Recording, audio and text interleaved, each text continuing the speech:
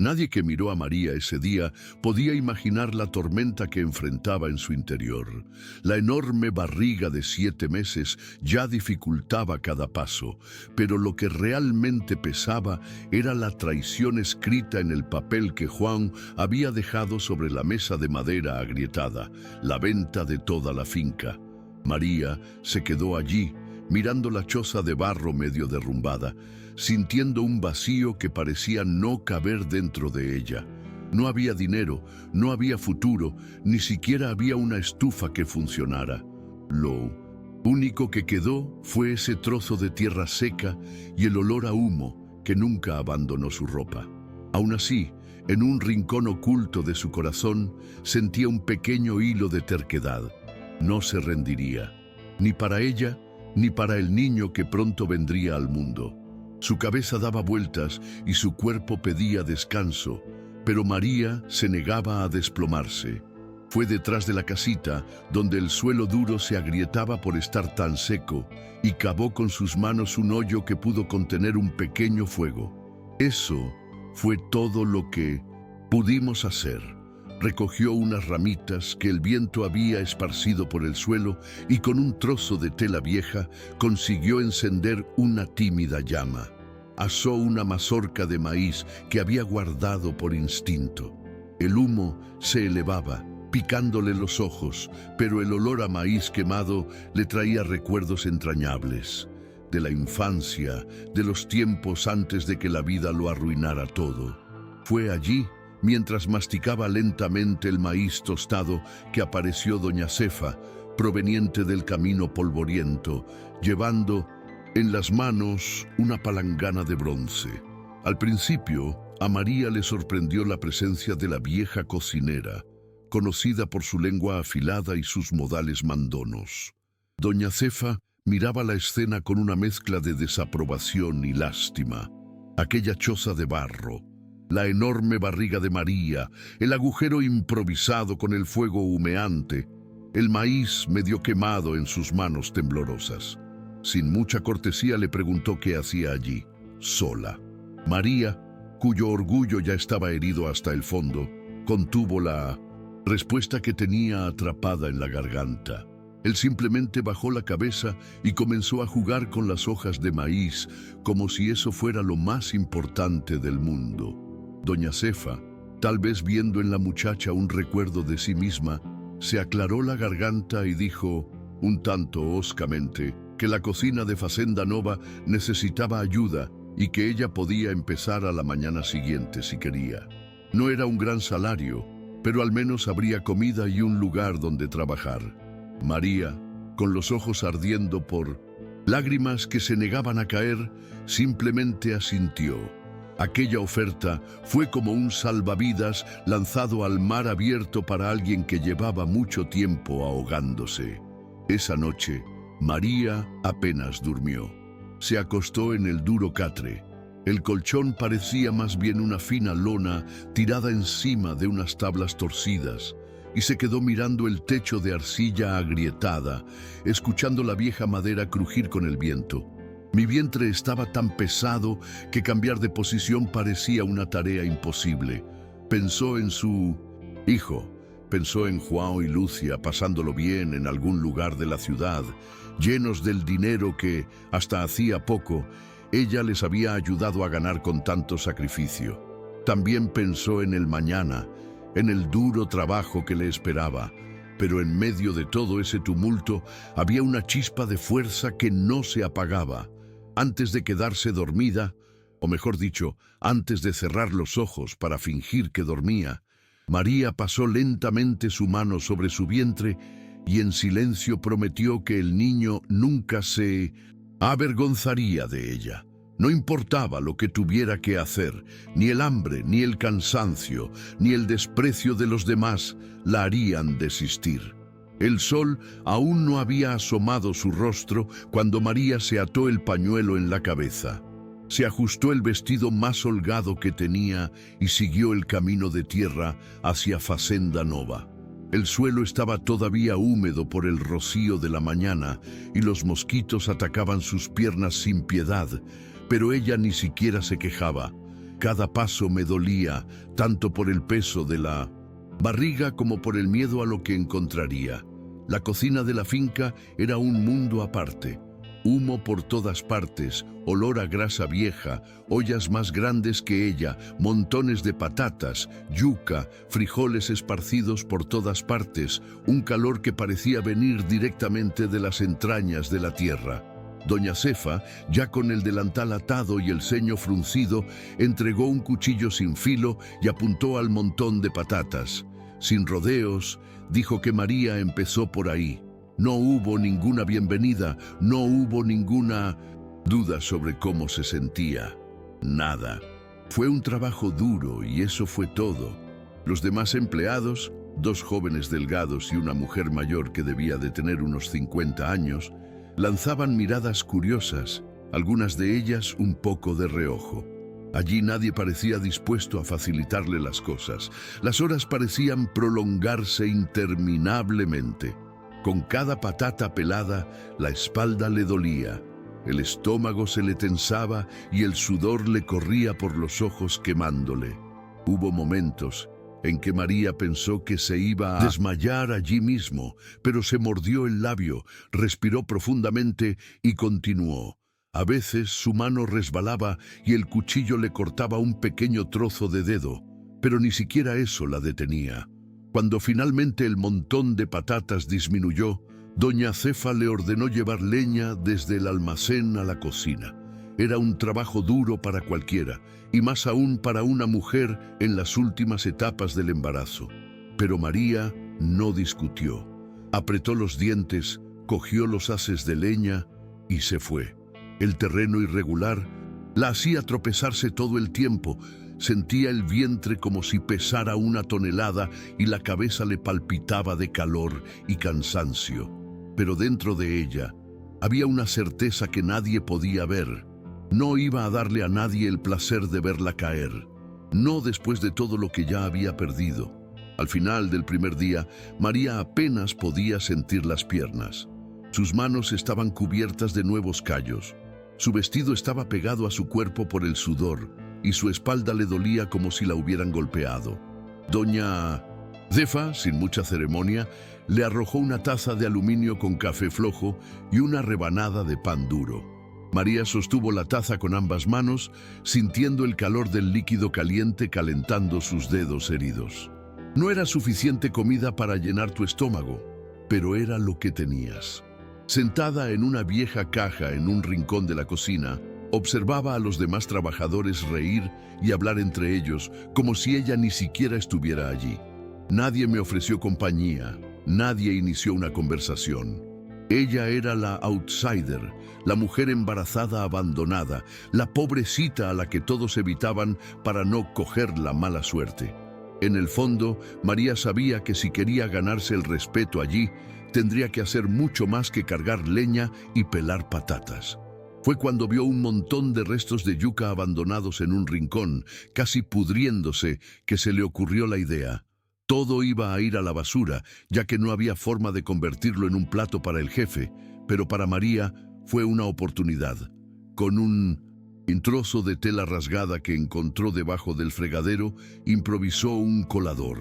Tomó un pequeño mortero y comenzó a machacar con fuerza la yuca, mezclándola con un poco de azúcar moreno rallado que doña Cefa había dejado olvidado en el mostrador.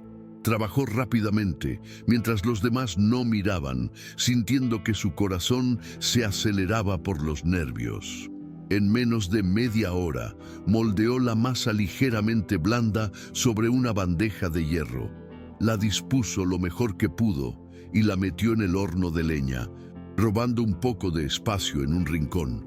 Cuando el dulce olor empezó a extenderse por la cocina, mezclado con el fuerte aroma de los frijoles hirviendo, hasta doña Cefa levantó la vista.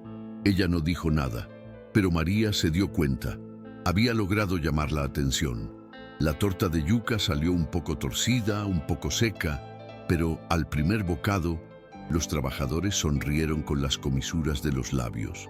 Fue sencillo, pero estaba delicioso. Por primera vez en días, María sintió un poco de orgullo subiendo a su pecho. El éxito improvisado de aquel pastel fue pequeño, casi silencioso, pero para María fue como un soplo de vida. Los trabajadores que hasta entonces apenas habían notado su presencia, comenzaron a lanzar miradas curiosas cada vez que olían algo diferente proveniente del rincón de la cocina. Hasta doña Cefa, que era dura como una roca, empezó a quejarse menos cuando ella pasaba.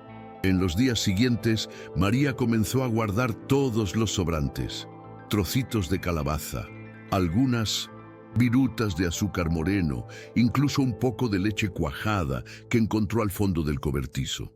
Con la cabeza gacha, sin hacer ruido, reunió los ingredientes y probó mezclas tal como los recordaba de su infancia. No había libro de recetas ni medidas exactas. Todo estaba en la vista, en el gusto, en la intuición y principalmente en el absurdo deseo de demostrarse a sí misma que todavía era capaz de crear algo bello, dulce, en medio de tanta amargura. La noticia se difundió más rápido de lo que ella imaginaba. Al poco tiempo, uno que otro trabajador empezó a preguntar, algo avergonzado, si no había más de aquello, si no era posible volver a hacer algunos dulces. María sonrió tímidamente, ajustándose el pañuelo en la cabeza para ocultar su vergüenza, y dijo que lo intentaría. Poco a poco, la cocina se fue volviendo menos hostil. Algunos la saludaron con un gesto de la cabeza, otros le dejaron cáscaras de yuca mejores. Doña Cefa, que no era tonta ni nada por el estilo, notó que la moral de los trabajadores mejoraba cuando después del trabajo les esperaba un dulce. Y como si no le importara, empezó a soltar un poco más de sobras para que María las usara. Para ella, aquello fue mucho más que un gesto de bondad. Fue una verdadera oportunidad de empezar de nuevo. Con cada olla que lavaba, con cada papa que pelaba, María alimentaba la esperanza de poder hacer de sus dulces un verdadero camino, no solo un alivio temporal. Unos días después, cuando doña Cefa le pidió a María que fuera al pueblo a buscar harina y azúcar a la tienda, ella no pudo negarse. Se envolvió el vientre en una tela improvisada para aligerar el peso. Se ajustó el vestido desgastado y siguió el camino de tierra bajo el sol abrasador. El pueblo era pequeño, lleno de casas coloridas y pequeñas tiendas, pero ese día parecía aún más pequeño. Al doblar la esquina de la plaza, se encontró frente a la escena que más temía. Juan, con ropa nueva, con los zapatos lustrados, sonriendo de oreja a oreja, junto a Lucia, que agitaba un paraguas colorido y mostraba un anillo de oro en el dedo. Entraron y salieron de las tiendas como si tuvieran dinero sobrante, comprando telas caras, perfumes, incluso juguetes, para quienes María no lo sabía, pues era ella quien llevaba en su vientre al hijo de Juan. Su corazón estaba tan hecho un nudo que por un momento no pudo respirar. Tuvo que apoyarse en un poste de madera para no caerse. Sus piernas temblaban, un sudor frío corría por su espalda y la ira ardía en su estómago vacío. Juan pasó junto a ella como si fuera una extraña más. Ni siquiera miró, ni siquiera se detuvo. María permaneció allí, invisible, conteniendo las lágrimas, sintiendo al bebé moverse dentro de su vientre como si también sintiera la humillación. En su interior todo gritaba. Me dieron ganas de correr tras él, de gritar, de preguntarle cómo había podido hacerle eso.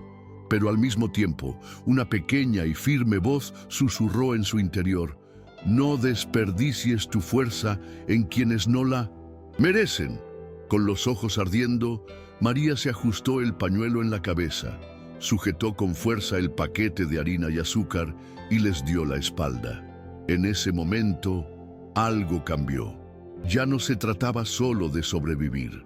Se trataba de demostrarse a sí misma y al mundo entero que no sería recordada como la mujer abandonada. Será recordada como alguien que cayó, sí, pero que se levantó de la manera más hermosa posible, y que nadie más tendría el poder de robar lo que ella construyó. Regresando a la finca, con el sol ya poniéndose, María caminaba lentamente. sintiendo cada piedra lastimar su pie cansado, pero con la cabeza hirviendo de ideas. No podía perder más tiempo llorando por alguien que no lo merecía. Era hora de hacer algo concreto para cambiar su suerte. Cuando llegó a la cocina, ni siquiera descansó. Tomó lo que tenía, un poco de azúcar moreno que doña Cefa había dejado apartado, unos trocitos de tocino olvidados y un puñado de coco rallado seco. Todo parecía poco, pero para alguien que no tenía nada, era un comienzo. Improvisó una sartén vieja, encendió un fuego con ramitas y comenzó a remover la mezcla con cuidado, sintiendo el olor dulce y fuerte invadir el aire. Su cara estaba sudada, su vientre pesado, pero su mirada estaba enfocada. Cuando la masa se volvió dorada y se desprendió del fondo de la sartén, lo supo. Había nacido su primer lote de dulces de coco. Con un paño limpio, formó bolitas irregulares, aún humeantes, y las dejó enfriar sobre una tabla de madera.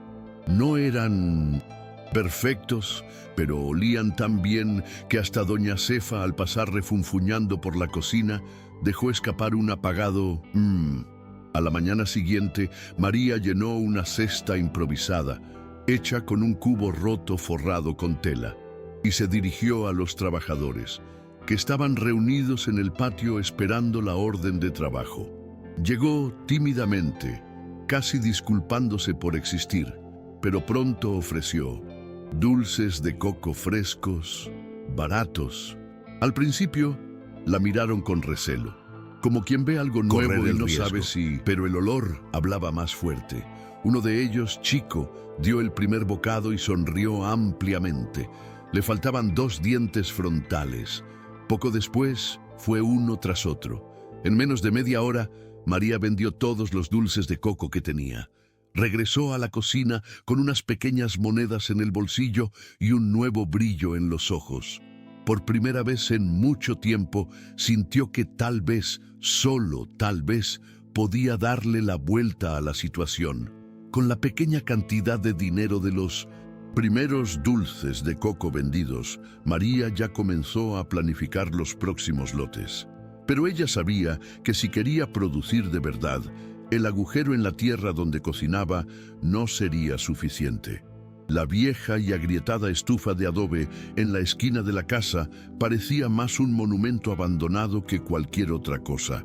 Una noche, mientras recogía ramitas para encender el fuego improvisado, apareció C., el vecino que vivía 2 curvas más abajo por el camino de tierra, cargando una bolsa de leña en la espalda y una expresión un tanto torpe.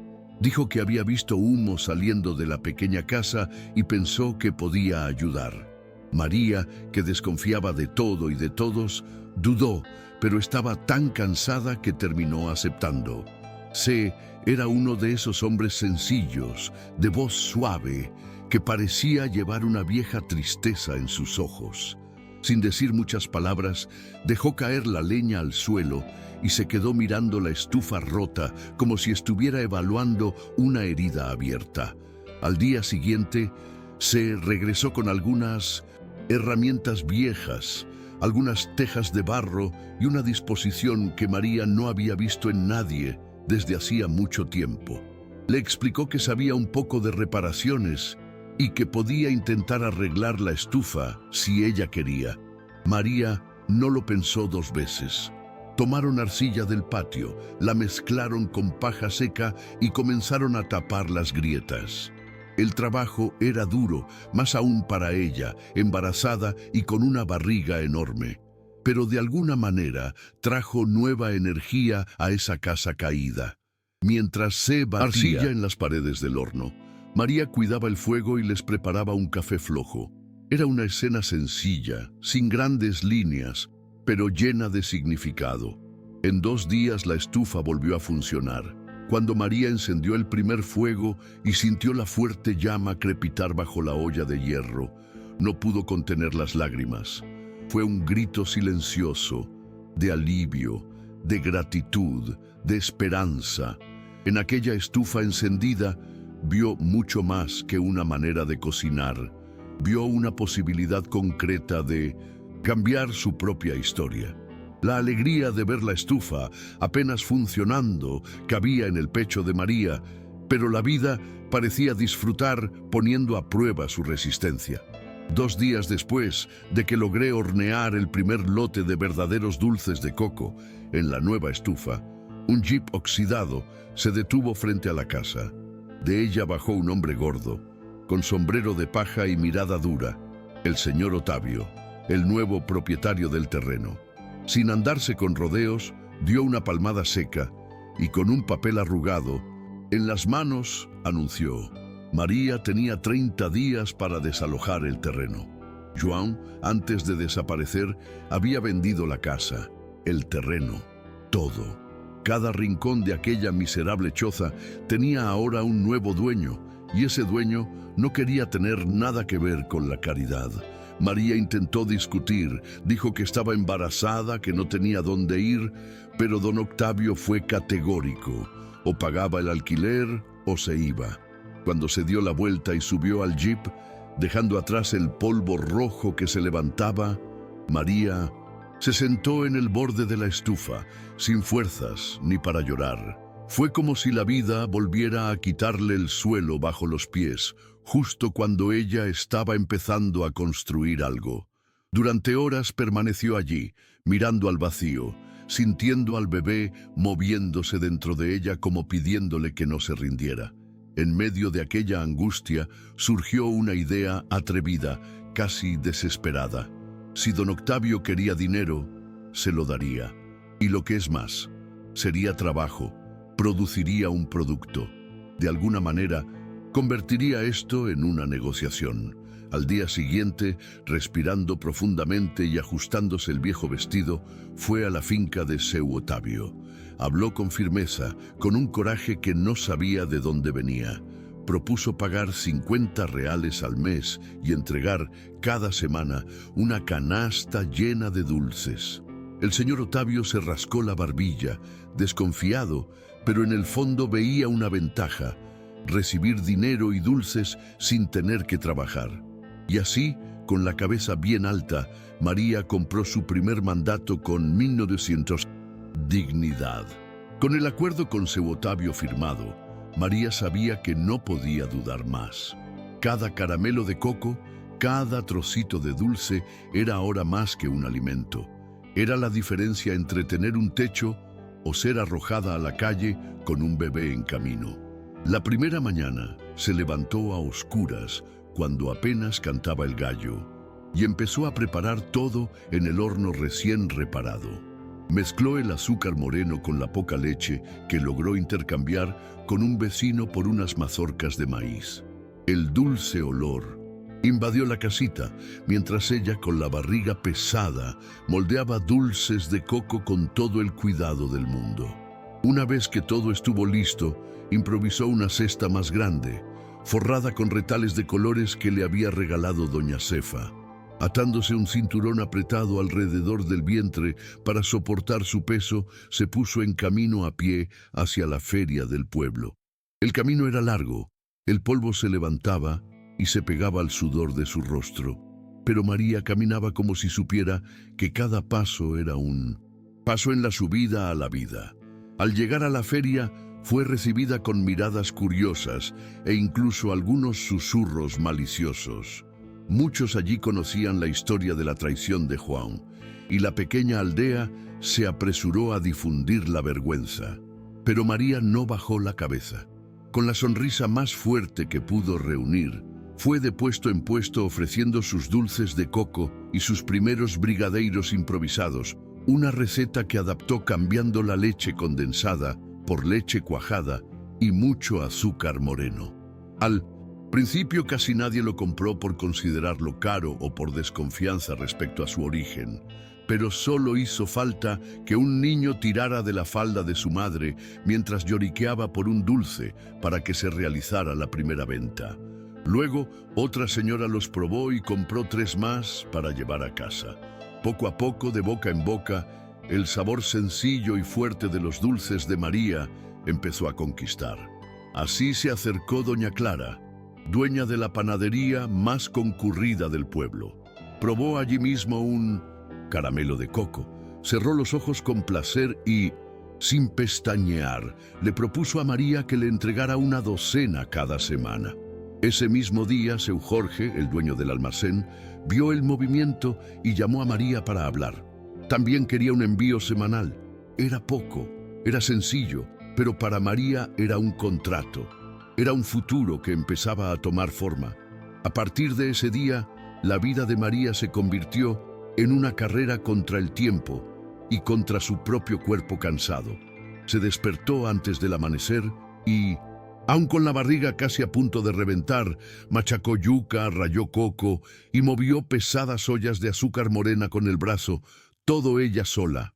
La estufa de leña ardía casi sin parar, desprendiendo un humo espeso que impregnaba sus ropas y su cabello despeinado.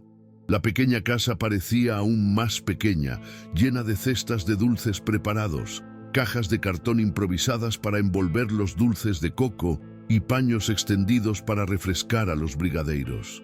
A veces, entre una tanda y otra, María se apoyaba contra la pared de arcilla, sintiendo débiles contracciones de entrenamiento que le avisaban que el bebé estaba a punto de salir.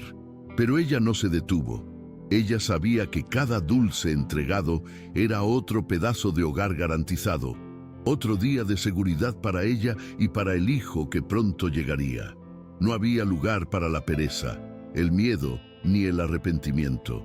Era hora de arremangarnos, respirar profundamente y seguir adelante. Las entregas a la panadería y al almacén se hacían a pie, porque María no tenía dinero para pagar el transporte ni una bicicleta para llevar las cestas. Ató las cestas con cuerdas a sus hombros y empujó el peso por el camino, sintiendo sus pies hincharse con cada paso en el polvo seco. A veces, cuando pasaba por delante del bar del pueblo, veía a João y Lucia riendo, gastando un dinero que, al final, era suyo. Eso dolió, claro que dolió, pero ella usó ese dolor como combustible. Cada risa de ellos era un incentivo para machacar más yuca, para enrollar más caramelos de coco, para no rendirse. Por las noches, cuando terminaba de hornear y apagaba el fuego, María se acostaba en el delgado colchón del suelo de la casa y con las manos en el vientre prometía a su hijo que nunca dejaría que faltara nada. Le dolía todo el cuerpo, desde la cabeza hasta los pies, pero su alma permanecía encendida como la llama de la estufa que había renacido junto a ella. Mientras María trabajaba duro y veía cómo sus dulces de coco y sus brigadeiros empezaban a ganar fama entre la clientela del pueblo, João y Lucia se hundían cada vez más. El dinero de la venta de la granja, que parecía infinito cuando llegaron derrochando en fiestas y ropa nueva, desapareció como agua en una canasta agujereada. João, sin ningún sentido, gastó dinero en alcohol, juegos de azar y regalos caros para Lucia, quien a su vez nunca se molestó en ahorrar ni construir nada. Cuando se dieron cuenta de que se estaban quedando sin dinero, ya era demasiado tarde. Sus ropas caras estaban gastadas, las cuentas del bar se estaban acumulando y sus amigos de fiesta habían desaparecido. João empezó a pasar sus días sentado en la puerta del bar, con una botella de cachaza barata en la mano, mirando al suelo con una mezcla de rabia y arrepentimiento. Lucía, al darse cuenta de que la buena vida había terminado, no perdió tiempo en buscar otro hombre que apoyara sus caprichos y dejó a João sin mirar atrás. Por el lado de María, la historia fue diferente. Sus dulces tuvieron tanto éxito en la feria que pronto aparecieron pedidos más grandes. Doña Clara le pidió que duplicara la producción para atender las necesidades de la clientela de la panadería, mientras que seu Jorge quería empezar a vender los dulces en el mercado de la ciudad vecina. Con eso María apenas tuvo tiempo de respirar. Trabajaba de domingo a domingo, moldeando bolitas de coco, haciendo brigadeiros, rallando coco en el brazo, siempre con Lucas, que todavía pataleaba fuerte dentro de ella, observando todo. pesar de su agotamiento, sentía una energía diferente pulsando dentro de ella, una fuerza que no podía explicar. Era como si, cada día que pasaba, enterrara un poco más el dolor de la traición y plantara una nueva raíz de esperanza.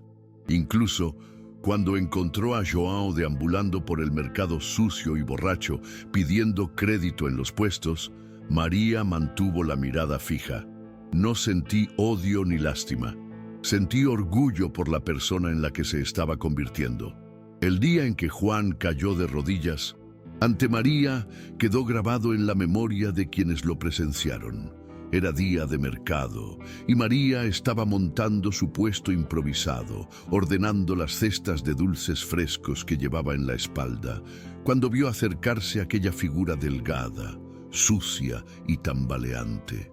Al principio ni siquiera lo reconoció, tal era el declive. La camisa rota, la cara hundida, los ojos rojos de alguien que no había visto una ducha en días. João se arrastró hasta donde ella estaba, tropezando con sus propios pies, hasta que cayó de rodillas en medio del polvo batido.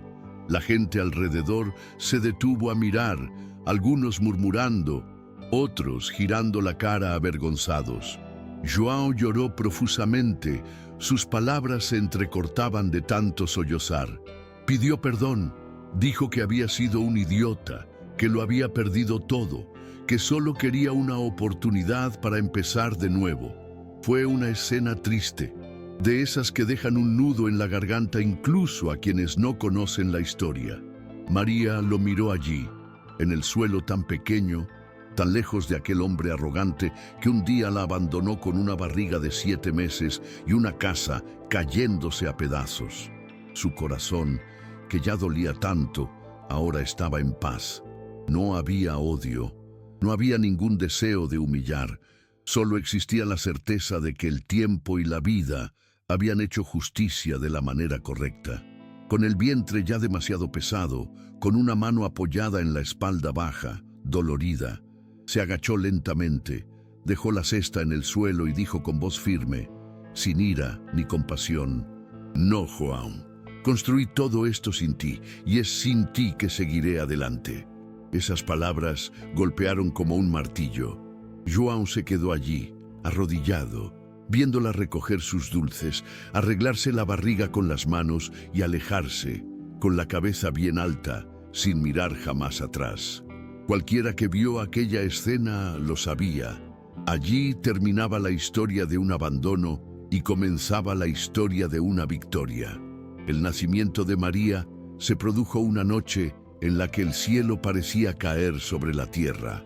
Era principios de verano, y las pesadas nubes que se habían formado durante el día pronto se convirtieron en una tormenta que arrancó tejas y empapó incluso el suelo más seco.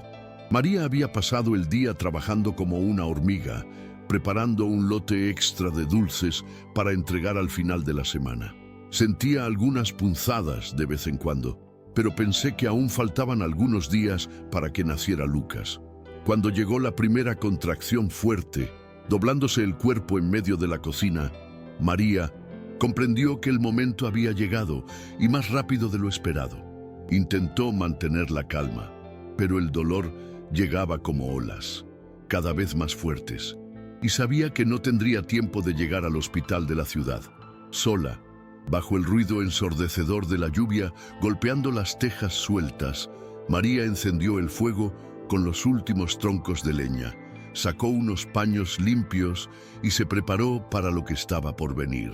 Por suerte, doña Cefa y doña Clara, que ya sospechaban que María estaba a punto de dar a luz, decidieron pasar por su casa esa noche, llevándole algo de comida y unas mantas de bebé que habían cosido apresuradamente.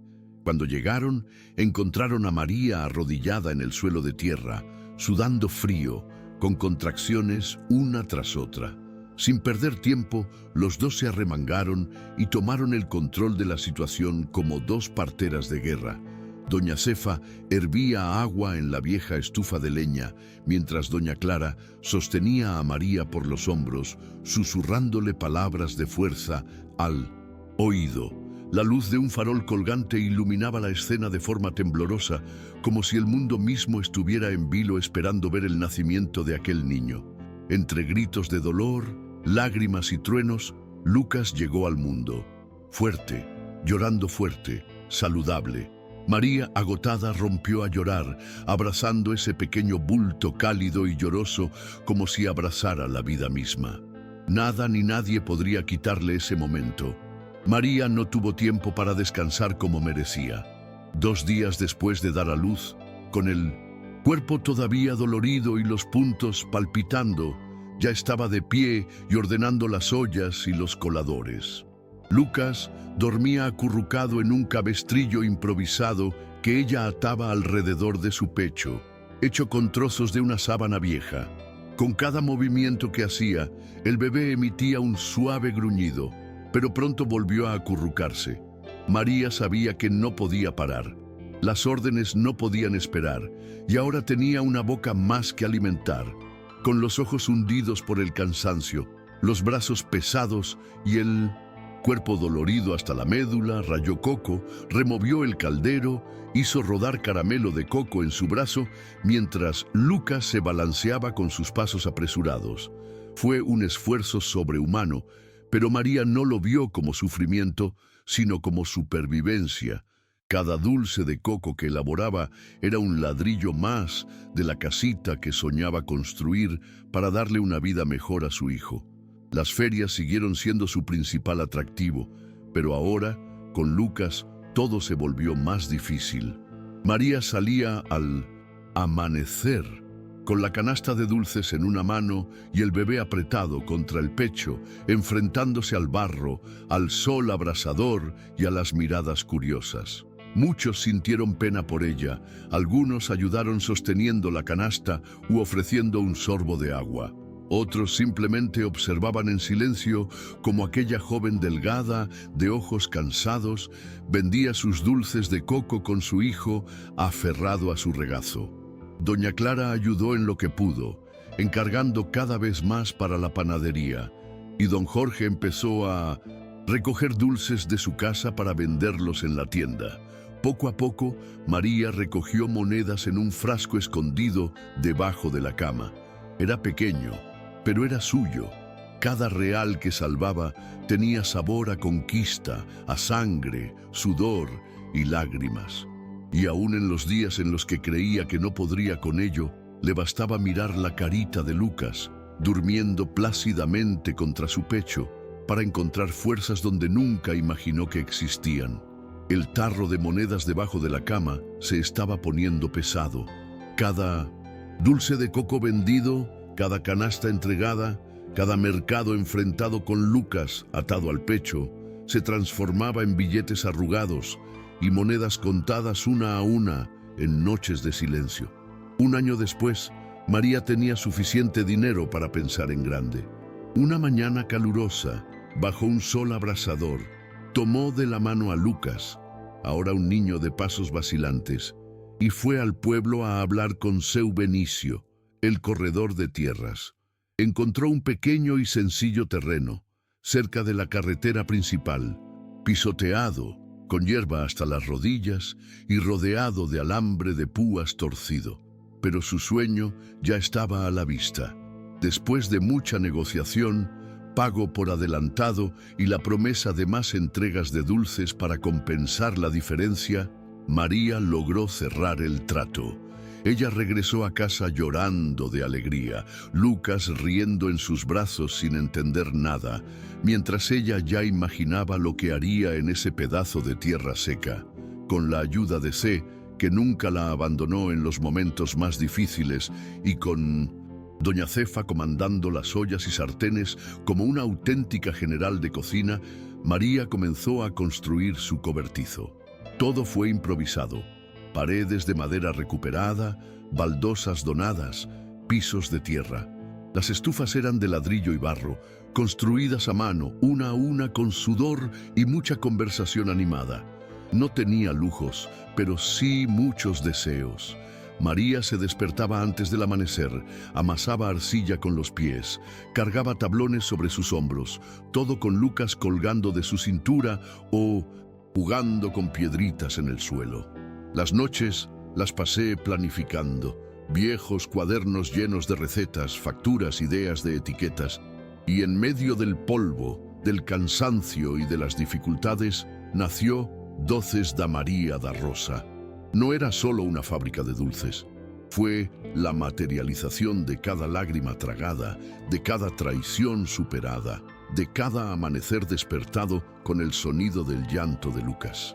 Allí, en aquel sencillo cobertizo, María comenzó a escribir el capítulo más hermoso de su historia.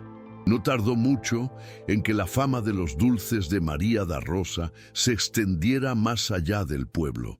Primero fueron los trabajadores de las fincas vecinas, quienes comenzaron a llevar dulces de coco, tortas y pan de maíz a sus familiares en la ciudad. Luego empezaron a llegar pedidos desde muy lejos.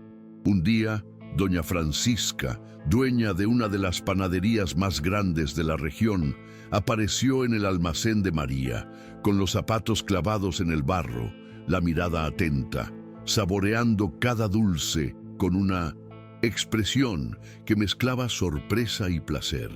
Salió con una caja llena de dulces de coco y un contrato de suministro mensual.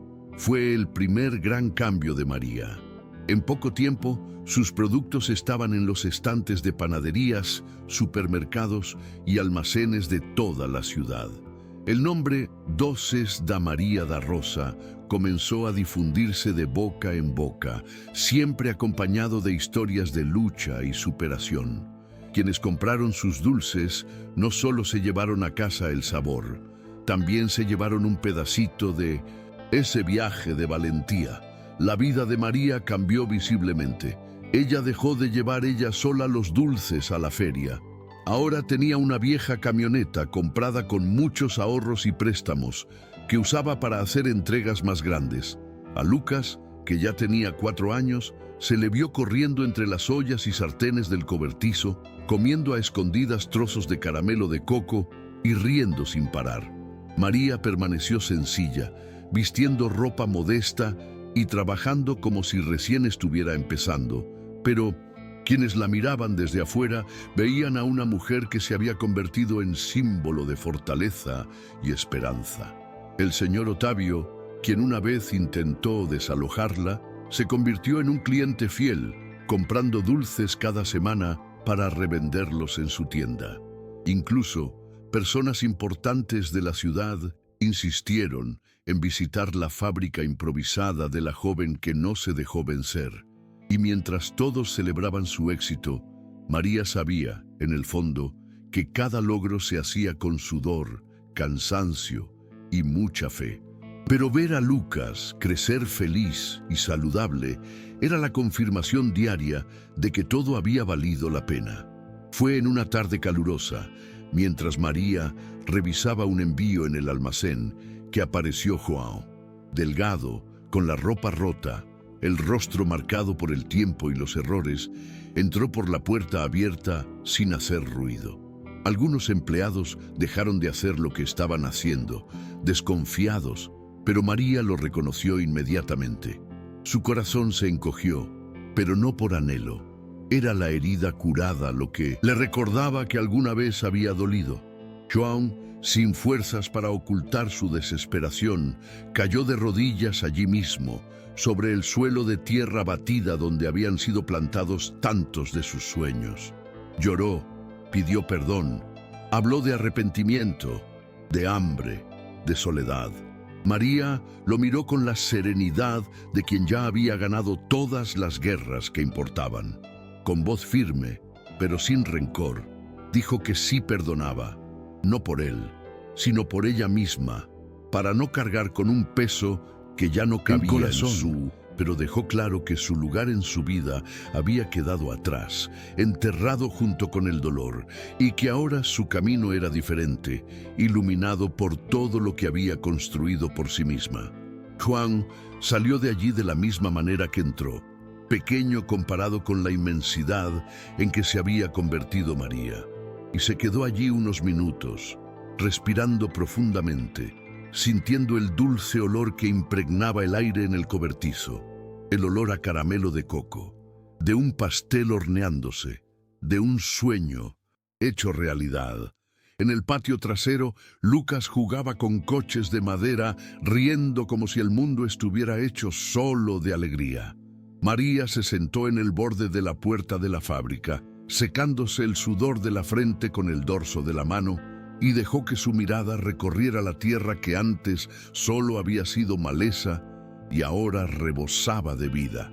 Cada muro construido, cada estufa improvisada, cada caja de dulces apilada, llevaba un pedazo de su historia. Ella sabía que no todas las marcas que llevaba en el pecho desaparecerían. Algunas heridas no podemos borrar, simplemente aprendemos a vivir con ellas.